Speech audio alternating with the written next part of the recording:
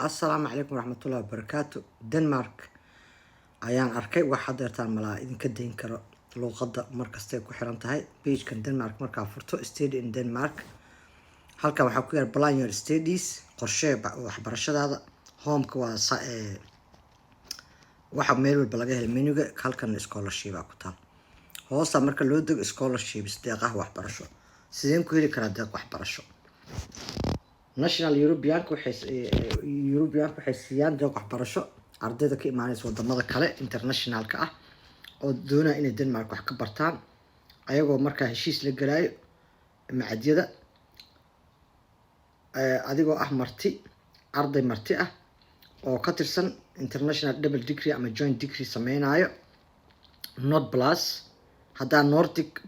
Baltic higher last year Nordic aan t-shirt gareene oo eegnay I don't know inay dad badan muxuu ahaa dalbadeen Erasmus Soomaalida aad ay u wada taqaanaa oo European-ka iyo Switzerland ku taala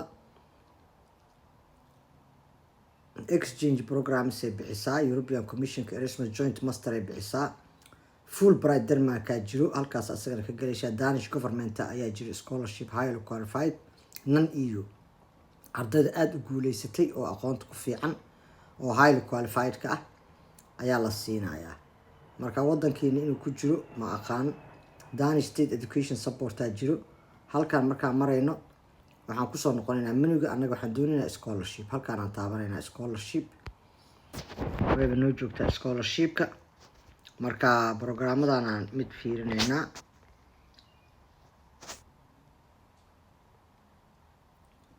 Erasmus Master Degree Fulbright kan okay EU student high qualified non EU student midkaan la siinayo balaa eegno jaamacadaha bixinayo universityada bixinayo waxaa ka mid ah magacyadaasiito Aarhus University Copenhagen Business School IT University of Copenhagen Roskilde University Technical University of Denmark ayaa bixinayo marka muxuu ahaa jaamacadaha bixinayo scholarships waa kuwan South Denmark Maritime iyo arday badan oo Soomaaliyeed waxay weydiinaysa badaha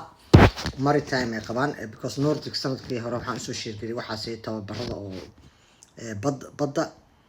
Maritime Technology Engineering Maritime Training Soomaali badan ay soo weydiinaysay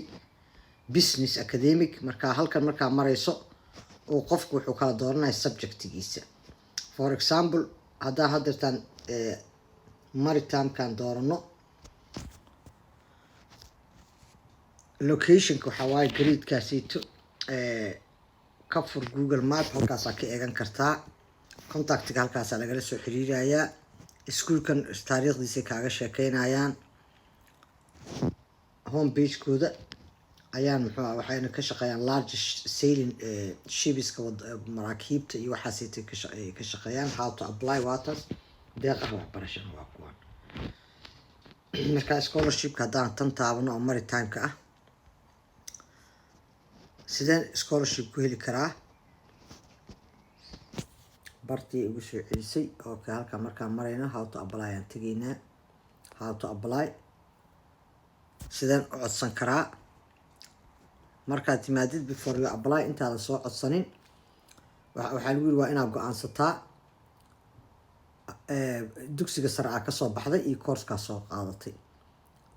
waqtigan markaa joogto waa inaad tixgeliso practicalities yani wixii farsamo ah oo aad markaas application-ka ku soo qori doonto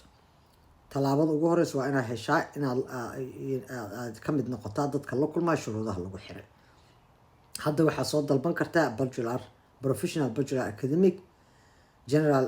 inter requirements halkaan laga eegayaa specific language requirements marka waa kaas luqadii markastaba way ku jirtaa halkaan ay ku wada qoran yihiin general requirements maxaa waaye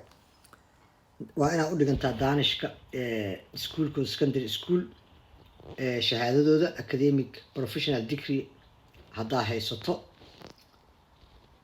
requirement-iga muxuu yahay oo shuruudaha la isku xiraayo specific requirement waa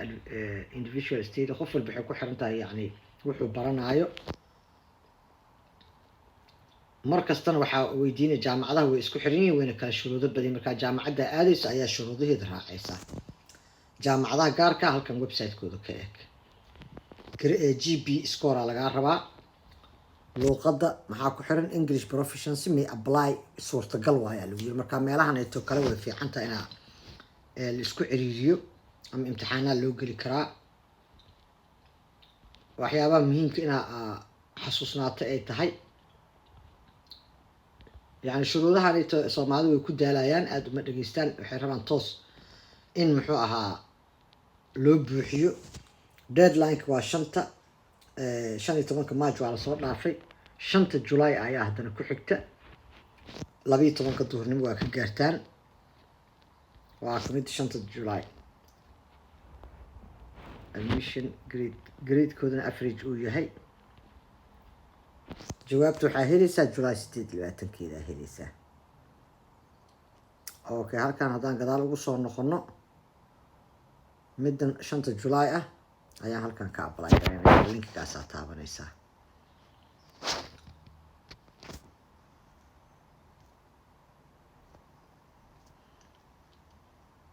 luqadooda isu bedelay English inaan ka dhigi karaan isku dayaa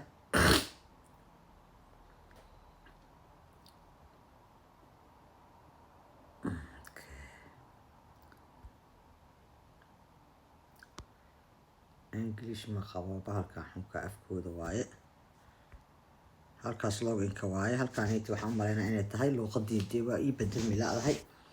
create account ama login inay tahay labadaas meelaa la kala galaa dhalinyarada yaqaana bal haddaad taqaaniin halkaan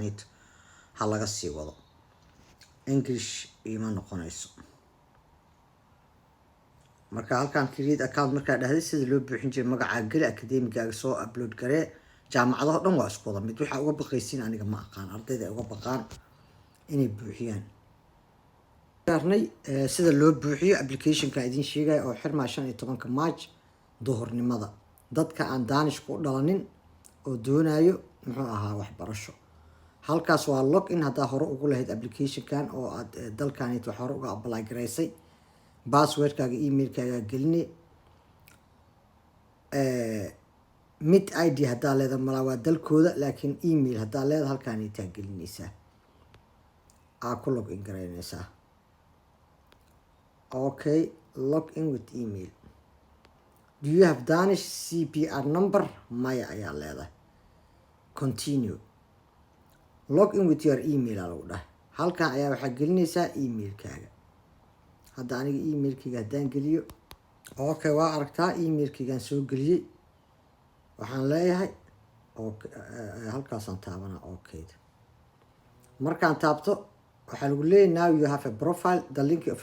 application-ka codsigaaga linkigiisa hadda profile aan kuu furnay codsiga linkigaaga wuxuu kugu jiraa inbox-kaaga aad si aa usii wado application-kaaga fadlan soo taabo linkiga lagu diray oo sid saddex calaamadood oo lead kale oo dhinaca bidixda ku taala taabane waxaa aadaysaa spam meesha qashinka uu gala ka eegaysa laakiin aniga hadda waa kan waa ii soo galay saasaan u taabanayaa website-kii haddana toos iigu celinaya markuu ii furmo linkigaanaan taabanaa si ay iska diiwaan geliso soo taaba linkigaanaa lidhah halkaan kusoo fur meeshii u keenaa bartii u keenaa email-kaaga Yasmin Custom for given name-kaaga halkaas geli magacaaga oo adiga aad iskugu yeerto ani magacayga waxaa la igu yeeraa Yasmin given name magaca waalidkaa kuu bixi family name-kaagana waa kan awoowaha Maxamuud aad gelinaysaa halkaan waxaa gelinaysaa dhalashadaada maalintaa dhalatay kasoo qaad inaad dhalatay 13 June oo kale bisha 6aad sanadkee dhalatay 1988 inaan dhash ka soo qaad waa kaas waxa qaladkan ku buuxinaa wiil ma taamis gabar waxaa ku bilaabaysaa warbixinta koowaad halkaan oo dhan inay buuxsantaa la inter qualification waxaa dooranaysaa programka rabti inaad wax barato attachment-ga waxa laga doonaa sharciyada raacinaysaa waxa important ah dadka badanaa idinka waxay aragtiin oo toos application ku geynayaan oo copy and paste dad badan dhahay jaamacado oo scholarship waqti badan raadineen waxa waqti badan u raadinaysa information-ka dhan leeyahay ma akhriyo adigoon hubin oo qof application ka daawataa copy and paste ku suubisa marka meesha waxa ku qoran important information waa inaad saxdaa si aad fursada waxbarasho uga hesho macadka ka doonayso oo staff-kana kula soo xiriiri karaan haddii kale awood uma lahaanaysa inaad dib dambe edit u sameyso marka aad dhammayso applicationkaaga. haddii aad wax update u baahan tahay iyo ama contact informationka aad rabtid inaad bedesho, fadlan la soo xiriir macadkaa ka dalbatay. personal information halkaa ku qoran, waxaa adresskaaga, post codekaaga, phone numberkaaga, emailkaaga ayagaaba kuu gelinayo. country citizen ayaa halkaasi taabanaysaa, meeshaas falaartaas hoos socotaa taabanaysaa ama waa ku qoraysaa. kabacdina waxaa are you currently having previous admission, mar hore ma usoo gashay yes ama no a dhehe, hore ma usoo gashay iskooladeena maya. scheme oo waxay kala qabaan yani shuruudo saan shalay idinkaga soo sheekeynaya oo dadka lagu tixgeliyo. haddii aad greenlandic scheme aad ku jirto waxaa codsan kartaa yani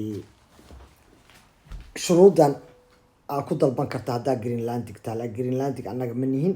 yeesaa dhehe ama waa ka tegay greenlandic haddaadan ahayn. markaas haddana uu buuxsamo wuxuu u boodayaa inter qualification, haddana pagekaas uu buuxinay. markaa dhamaysa haddana wuxuu u boodaa choice of your program. maxaa rabtaa inaad barato? bajulara ka bilaabay, koorsada adiga rabtaa ka bilaabaysaa. markay kaas dhamaysa haddana attachment wax lagaa doona ayaa halkan ku upload garaynaysaa. safe aa leeda halkaas, waa kaas it not specified lock out na dhow aa leeda. portalkay ku siinayaan application kastana waa isku mid. personal information, inter qualification, maxaa rabtaa inaad barato, waxa lagaa doonaa inaad dirto. assalaamu calaykum waraxmatullahi wabarakatu.